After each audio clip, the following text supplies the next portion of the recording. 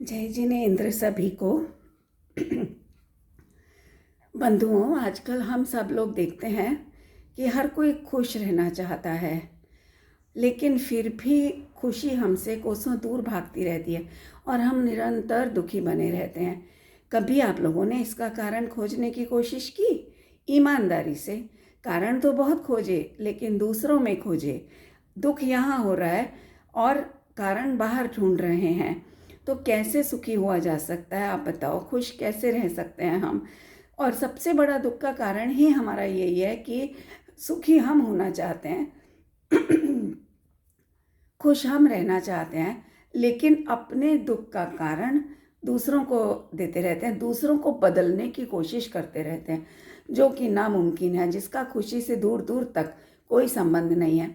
यदि खुश रहना है, सुखी रहना है, तो हमें परिवर्तन की शुरुआत खुद से करनी होगी। देखिए, आपको लगता होगा बदलना बहुत मुश्किल है। नहीं साथियों, बदलना बहुत सरल है। और उसके लिए सबसे पहले हमें ये समझना होगा कि हम सुख भी बाहर ढूंढते हैं, दुख भी बाहर ढूंढते हैं। इच्छा यहाँ हो रही है, लेकिन ढूंढते बाहर हैं। बस यही हमारा गलत दिशा में प्रयास है। इसलिए सबसे पहले ये समझो कि हमारे सुख और दुख दोनों का ही कारण हमारे ही अंदर विद्यमान है। हमारे ही हाथ में हमारे सुख और दुख की चाबियां हैं। हम चाहें तो किसी भी परिस्थिति में प्रसन्न रह सकते हैं, और चाहें तो अच्छी से अच्छी खबर सुन करके भी हम दुखी रह सकते हैं। यह हमारे ही हाथ में है। इसलिए बदलने का प्रयास खुद से करना होगा। और देखो कैसे कि बहुत आसान है। बिल्कुल ठीक सुना आपने कि खुद को बदलना बहुत आसान है, दूसरों को बदलना असंभव है। मुश्किल भी नहीं कहूँगी, असंभव है। कैसे कि देखो, सबसे पहले ये विचार करो कि अपने लिए हमें दूसरों से कैसा व्यवहार पसंद है। मतलब कि दूसरे कोई हमारे साथ कैसा व्यवहार करें जो हमें अच्छा लगता हो, तो वैसा ही व्यवहार हमें भी किसी के साथ करना चाहिए। और जो व्यवहार हमें अपने साथ किया गया पसंद नहीं है, वो हमें भूल कर भी किसी और के साथ हरगिज़ नहीं करना चाहिए। कोई शब्द हमारे मुंह से ऐसा ना निकले और ऐसा कार्य शरीर से ना हो जैसा कि दूसरों के द्वारा होने पर हमें तकलीफ देता है। ऐसी प्रतिज्ञा और प्रयास हमें जागृति पूर्वक अभी से करना होगा। अभी समय है शुभारंभ करने का। देखो, मैं एक दृष्टांत देती हूँ। एक लड़की को मैं जानती हूँ जिसकी शादी के 1 महीने के अंदर ही उसके पति ने उसका सारा मेकअप करना, उसकी पसंद के रंगों वाले कपड़े पहनना आदि आदि सब बंद करवा दिया था। उसने सब कुछ खुशी खुशी किया। उसको बिल्कुल शिकायत नहीं थी, क्योंकि हमारे समाज में एक परवरिश ऐसे ही की जाती है ना लड़कियों की, कि पति के अनुसार रहो। तो वो भी इसी टाइप की लड़की थी, तो उसने ऐसा ही किया। लेकिन जब उसने ये देखा कि पति की डोमिनेटिंग नेचर बढ़ती ही चली जा रही है, तो जितना वो उसकी बात मानती थी उतना ही उसका पति उसे दबाता चला जाता था। आखिर इंसान थी वो भी, कब तक दबती, कब तक, और कितनी इच्छाओं को मारती वो। हार करके उसने परवाह करनी बंद कर दी और अपने आप में ही मस्त रहने लगी। अपनी सभी इच्छाएं भी पूरी करने लगी, मतलब जितनी हो सकी उससे वो पूरी करने लगी। इस प्रकार पता है आपको, पति के अनावश्यक अधिकारों के कारण है ना, उनका घर बिगड़ गया। इन्हीं सब बातों से मैंने भी ये निष्कर्ष निकाला कि ऐसा देखो, एक ही घर की कहानी नहीं है ये, मैंने तो एक दृष्टांत दिया है। ऐसी कहानियां घर घर की हैं, भले ही हमें जानने में ना आ रही हों, पर ये हैं कहानियां घर घर की। फिर मैंने ये निष्कर्ष निकाला कि कभी भी वो काम ना करो जो हमें अपने लिए पसंद ना हो। इस प्रकार के चिंतन और प्रयास से निश्चित मानिए कि एक दिन हमारे जीवन में परिवर्तन अवश्य आएगा, और धीरे धीरे आना शुरू हो जाएगा। जैसे हम कोई नया कपड़ा लाते हैं तो उसका जो एक लुक होता है वो कुछ दिनों के बाद, कुछ महीनों के बाद चेंज होने लग जाता है, वो पहले जैसा नया नहीं रह जाता। उसी प्रकार ये परिवर्तनशील संसार है साथियों। तो यहाँ पर अब हर एक का परिणाम पलटता ही पलटता है। हमारे जो आज के प्रयास हैं उनसे एक दिन ऐसा अवश्य आएगा कि जब हम शांत और खुश रहना सीख जाएंगे, लेकिन हमारे प्रयास सही दिशा में होने जरूरी हैं। और देखो, ये सिर्फ पति पत्नी की ही नहीं, बल्कि प्रत्येक रिश्ते में हमें यह विचारना होगा कि जैसे हम अपनी लाइकिंग डिसलाइकिंग के साथ रहना पसंद करते हैं, वैसे ही सभी को अपनी अपनी पसंद नापसंद के साथ खाना पहनना जीना अच्छा लगता ही है। इसलिए हमें भी औरों को अब उनकी इच्छाओं के अनुसार जीने देना चाहिए। अपनी इच्छाओं का गुलाम बनाने का हमें कोई अधिकार नहीं है किसी को। अरे कुछ लोग तो मैंने ऐसे भी देखे हैं जिन्हें काला रंग पसंद नहीं, तो वो अपनी पत्नी को अपने बच्चों को काला कपड़ा पहनने ही नहीं देते। खुद भले ही काली पैंट स्वेटर काली टाई आदि पहन करके घूमते फिरते हो, लेकिन पत्नी के काला रंग पहनने पर उन्हें बेहद आपत्ति होती है। क्या बकवास है ना ये सब। काला रंग कोई अशुभ नहीं है, ये हमारी अशुभ सोच है जिसने रंगों का विभाजन करके रख दिया है। यदि काला रंग बुरा है ना, तो बाल क्यों काले कराते हो? सफ़ेद बालों में सफ़ेदी आने लगती है तो सबसे पहले काला डाई कराने भागते हैं लोग। क्यों? काला रंग तो अशुभ है ना। सफ़ेद बाल कुदरत ने कर दिए हैं ऑटोमेटिकली, तो खुश हो जाना चाहिए। त्वचा को काला नहीं चाहेंगे, अपनी इस चेहरे के कलर को गोरा रखना हर कोई चाहता है। क्यों? क्या काले रंग में ब्यूटी नहीं होती है? बहुत ब्यूटी होती है। और ये सब अपना दिया हुआ तो है नहीं ना, अपना किया हुआ है नहीं, सब प्रकृति प्रदत्त है। प्रकृति के जैसे और रंग हैं उसी प्रकार काला भी एक रंग है, और जो प्रकृति को बदसूरत नहीं खूबसूरत बनाता है। बादल काले होते हैं, देखो आप सब कितना चहक उठते हो। मोर नाचने लगता है काले काले बादलों को देखकर। क्यों?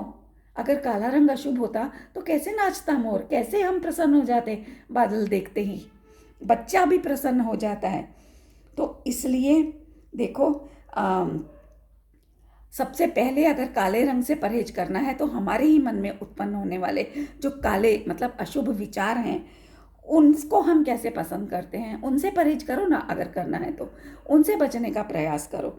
देखो 6 ढाला जी में दौलत राम जी ने कहा भी है, रस रूप 6ठी ढाल में कहा है, रस रूप गंध तथा परस अरुशब्द शुद्ध शुभ असुहावने, तिन मेन राग अरुद्वेश पंचेंद्रिय जयन पद पावने। क्या कह दिया दौलत राम जी ने? क्या उन्हें नहीं पता था कि काला रंग अशुभ होता है? नहीं, उन्होंने कहा कि रस रूप गंध, इसमें रूप में तथा परस है ना, ये रूप के अंदर सब आ गया। किसी भी प्रकार का कलर हो कुछ भी हो, उसमें हमें शुभ अशुभ की मान्यता नहीं करनी है, छोड़नी है, जो हमारे दुखों का बहुत बड़ा कारण है। देखो इन सब को जीतने पर ही, जीतने वाले ही वीतरागी परम पद को पा सकते हैं। अगर हम इन्हीं में उलझे रह जाएंगे तो हम कभी भी वीतरागता को पा नहीं पाएंगे। याद रखना, ये रंग से द्वेष है। मैं किसी रंग का पक्ष नहीं कर रही हूँ, बस केवल एक वैचारिक बात और सार्वभौमिक सार्वकालिक सत्य है ये जो मैं कहने जा रही हूँ। आप लोग विचार कीजिएगा, निष्पक्ष होकर के विचार कीजिएगा। ऐसा कहने में ना ही मेरा जिनवानी को की विराधना करने का अभिप्राय है, कुछ नहीं। मैं तो उल्टा जिनवाणी जी का समर्थन कर रही हूँ, जिन्होंने ये कह करके कि पुद्गल मात्र मैं नहीं हूँ, मेरा नहीं है, इतना निर्भर कर दिया, तो फिर हम पुद्गल के काले रंग से क्यों द्वेष पकड़ करके बैठे हुए हैं, है ना। तो जरा ठंडे दिमाग से विचार तो करो कि डोमिनेट करने से क्या होगा, किसी को डोमिनेट करने से हमें क्या होगा। ये डोमिनेट करने का भाव ही तो मन कषाय है साथियों, और ये ठीक भी है। भले ही आज हम अपनी कमजोरी या विवाद बढ़ने के भय से सामने से कुछ ना बोलें, परंतु वह घटना हमारे मन में अवश्य भर जाती है। इसीलिए अवसर मिलते ही हम उस व्यक्ति को वह घटना याद दिला देते हैं, ताना मार करके याद दिलाते रहते हैं और उसका दिल दुखाते रहते हैं। ये भाव हिंसा कर रहे हैं हम प्रतिपल अपने शब्दों से याद दिला दिला कर किसी को, और उसको पीड़ित करते रहते हैं। मान लो 1 महीना पहले कोई बात हो गई, है ना, मैं इस बात से जो कहना चाह रही हूँ वो स्पष्ट कर रही हूँ। मान लो 1 महीना पहले कोई बात हो गई और उस समय हमें तीव्र कषायों का उदय नहीं था, इसलिए उस समय तो हमने कुछ नहीं कहा, लेकिन हमने उस बात को मन में बसा लिया। तो जैसे ही महीने भर के बाद भी उस व्यक्ति से वैसी ही कोई बात हो जाती है, मान लो, या कोई कार्य ऐसा हो जाता है जो उस समय पर हमें जवाब देना था, बुरा लगा था, लेकिन हम मंद कषायों के उदय के कारण चुप रह गए, तो वैसे ही कोई बात या अथवा कार्य होने पर तुरंत हम उसे पुरानी बातें याद दिलाकर ताने मारने शुरू कर देते हैं। आपको क्या लगता है कि 1 महीने तक चुप रहने वाला व्यक्ति सचमुच में शांत था? भले ही वह बात या घटना उसके दिमाग में ना रही हो, पर मन में तो बसी हुई थी, और जाने अनजाने वही उसकी शांति को खा रही थी। कुछ लोगों को तो ये भी संक्लेश रहता है कि काश मैंने उस समय ऐसा बोला होता, वैसा बोला होता, मुझे भी पलटकर उसकी गलत बात का विरोध करते हुए सुना देना चाहिए था। बस यही बातें सबकॉन्शियस माइंड में भरी रहती हैं और वैर का रूप ले लेती हैं। बंधुओं, यही कारण है कि अवसर मिलते ही हम अपनी दबी कषाएं उस पर उगलना शुरू कर देते हैं। इससे आज का शांति का वातावरण भी दूषित हो जाता है और कोई घटना ना होने पर भी वो दबी हुई चिंगारी आग बनकर हम पूरे घर भर के सुख चैन को भस्म करके वर्तमान खुशनुमा वातावरण को भी संक्लेशमय बना देती है। और इतना ही नहीं, खुश रहने के हमारे जन्मसिद्ध अधिकार को भी छीन लेती है हमसे। इसीलिए मैंने कहा कि जैसा व्यवहार हम अपने लिए चाहते हैं वैसा ही औरों के साथ हमें भी करना चाहिए। दूसरों से परिवर्तन की उम्मीद नहीं करनी चाहिए। साथियों, आपने कभी विचार किया कि बाहर लौकिक क्षेत्र में हम इतना व्यापार आदि करते हैं, नौकरियां करते हैं, रसोई में हम महिलाएं काम करती हैं रात दिन, जरा सी भी कोई गलती रह जाने पर कोई भी बिजनेस में, नौकरी में या हमारी कुकिंग में, किसी रेसिपी में, किसी भी कार्य में कोई जरा से भी गलती रह जाने पर हम कितने चौकन्ने होकर के उस गलती को पुनः ना होने पाए दूर करने की कोशिश करते हैं। लेकिन यहाँ जीवन में निरंतर दुख दुख दुख, मतलब कि निरंतर गलतियाँ ही गलतियाँ हो रही हैं, तभी तो दुख ही बने हुए हैं। अगर गलतियाँ ना हो तो दुखी क्यों बने रहें हम?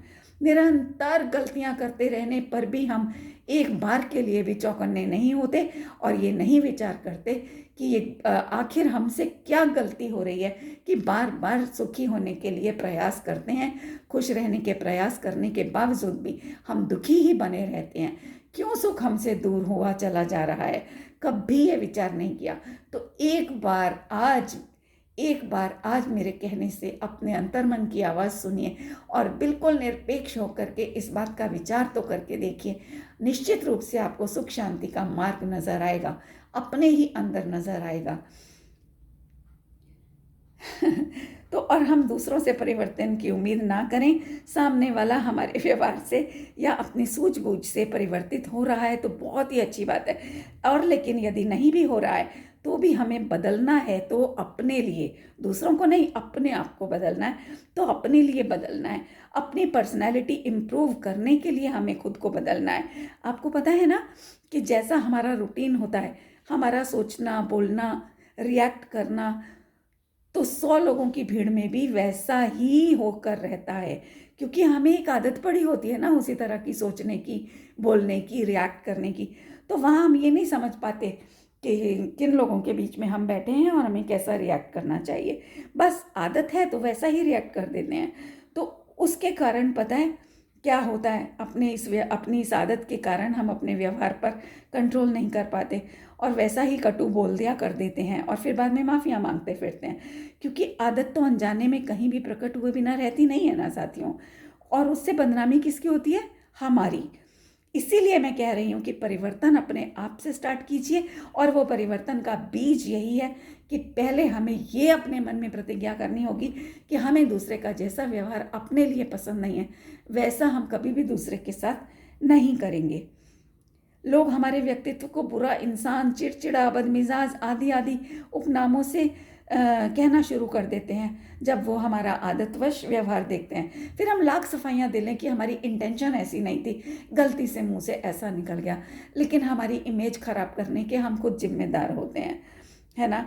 कहीं कहीं ऐसा भी होता है कि हम शांत रहते हैं तो दूसरा ही व्यक्ति अपनी कषाएं उंडेल उंडेल करके हमारे अपयश का कारण बन जाता है। कोई बात नहीं, बन जाने दो, वो उसकी अपने उदय हैं, वो उसकी अपनी करनी का फल खुद भोगेगा। हम क्यों अपना मन मैला करें, है ना। तो इसीलिए मैंने कहा कि हमें बदलना है तो दूसरों को प्रभावित करने के लिए नहीं, बल्कि अपनी ही पर्सनालिटी इम्प्रूव करने के लिए बदलना है। यही सोचकर हमें अपने परिवर्तन से शुरुआत करनी चाहिए। दूसरा यदि परिवर्तित नहीं हो रहा है तो वो उसका अपना भाग्य है, वो खुद अपने कर्म भुगतेगा। देखो, यदि अपने घर में ही आग लग जाए तो हम अपने परिवार वालों को बचाने के लिए खुद तो जलना पसंद नहीं करते ना। यही काम हमें यहाँ भी करना है। हमें अपने को संक्लेश से, दुखों से बचाने के लिए अपने आप को बदलना ही होगा। और एक बात का बहुत ध्यान हमें रखना होगा कि किसी के भी एक शब्द, कार्य या रिएक्शन से हम उसके बारे में जजमेंट ना करें। कि वो व्यक्ति तो है ही ऐसा। अरे जरा सोचिए तो, क्या आप जीवन भर एक जैसे ही रहते हैं? क्या हर वक्त एक जैसा अच्छा अच्छा ही बोलते या सोचते हैं? क्या हर समय अच्छा ही रिएक्ट करते हैं? क्या हर समय एक ही जैसे मूड में रहते हैं? नहीं ना। कभी गलत बात पर भी हम अच्छा रिएक्ट कर देते हैं, कभी बिना किसी बात के भी आग बबूला हो जाते हैं। होता है ना ऐसा, सभी के जीवन में होता है, सभी के साथ होता है। यदि कोई हमारे एक असभ्य व्यवहार से हमारे बारे में बुरी सोच बनाकर बैठ जाए तो हमें कैसा लगेगा। उसी प्रकार हमें भी अन्य व्यक्ति के लिए बहुत सोच समझ कर धारणा बनानी चाहिए, क्योंकि पता है मूड कभी भी एक जैसा नहीं रह सकता। सभी के मूड स्विंग्स तो होते ही हैं, यह तो प्राकृतिक व्यवस्था है। सदा एक जैसा मूड रह जाए ना तो खाने के मूड में व्यक्ति सदा खाता ही रहे, है ना, हंसने के मूड में हंसता ही रहे। ऐसी अद्भुत स्वतंत्र वस्तु व्यवस्था को न जानने के कारण ही साथियों आज साइकेट्रिस्ट डॉक्टरों ने आधी दुनिया को मानसिक रोगी करार दे दिया है। एक एक समय का मूड स्विंग उनको होता है और उनको पागल कहना शुरू कर देते हैं लोग बाग। तो फलस्वरूप वो अपने आप को वैसा ही मानने की गलती कर बैठता है व्यक्ति, और डिप्रेशन में चला जाता है। और पहुंच जाते हैं घर वाले उसे लेकर साइकेट्रिस्ट के पास, और साइकेट्रिस्ट के पास तो एक ही काम है कि अपनी आजीविका चलानी है। तो वो उनको बस दवाइयाँ दे देंगे कि हाँ इनको साइकोलॉजिकल कोई प्रॉब्लम है, बस कोई भी बीमारी का नाम बता करके अपनी रोटी रोजी कमाते हैं वो। तो ये देखो, और जबकि मेरी गारंटी है कि इस वस्तु व्यवस्था को समझने वाला व्यक्ति अपने हर तरह के मूड को एंजॉय करना सीख जाएगा। इसी शाश्वत सिद्धांत के आधार पर दुनिया में एक प्रचलित कहावत है ना, first impression is the last impression. मैं इस कहावत का खंडन करती हूँ। पहला इम्प्रेशन है क्या चीज़? एक समय का मूड ही तो है, अगले ही पल में बदल जाने वाला है। इसीलिए कभी भी किसी को एक लेबल देना योग्य नहीं है। कोई भी व्यक्ति सिर्फ अच्छा या सिर्फ बुरा होता ही नहीं है, बल्कि मैं तो कहूँगी कि बुरा तो कोई होता ही नहीं है। सभी के अंदर सिर्फ गुण ही गुण भरे हैं, क्योंकि द्रव्य की परिभाषा क्या आती है? गुणों का पिंड जो सो वो द्रव्य। तो गुणों का पिंड कहाँ है? अवगुण तो उसमें कहीं ही नहीं है। तो जो गुणों का पिंड है वहाँ अवगुण आए कहाँ से? अरे अपने गुणों की खबर ना होना, उनका सही प्रयोग ना होना ही वास्तव में बुराई है। हर कोई सिर्फ शांति से ही भरा हुआ है ना, परंतु उस गुण का एहसास ना होने से ही क्रोध करते हैं। क्रोध क्या है? पता है क्रोध क्या है? शांति के अभाव का नाम ही तो क्रोध है साथियों, या फिर अशांति है। इसीलिए तो क्रोध के लिए कोई निमित्त चाहिए होता है, लेकिन शांति के लिए बाहर का कोई निमित्त नहीं चाहिए। वो हमारे भीतर प्राकृतिक रूप से स्वभाव से ही होती है। तभी तो क्रोध करने वाला कुछ ही देर में अपने आप शांत हो जाता है। जैसे पानी होता है ना, सिर्फ शीतल है पानी, अग्नि के निमित्त से गर्म होता दिखने पर भी वो भीतर से शीतल ही होता है। तभी तो उबलते जल को भी अग्नि पर डालने से अग्नि बुझ जाती है ना।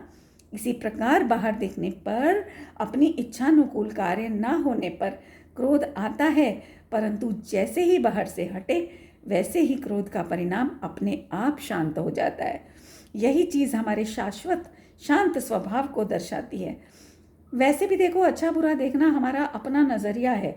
हमें किसी ने वह नज़रिया दिया तो है नहीं, हम अपने ही नज़रिए से सबका आकलन करने बैठ जाते हैं और उसे अच्छा या बुरा होने का सर्टिफिकेट देते फिरते हैं।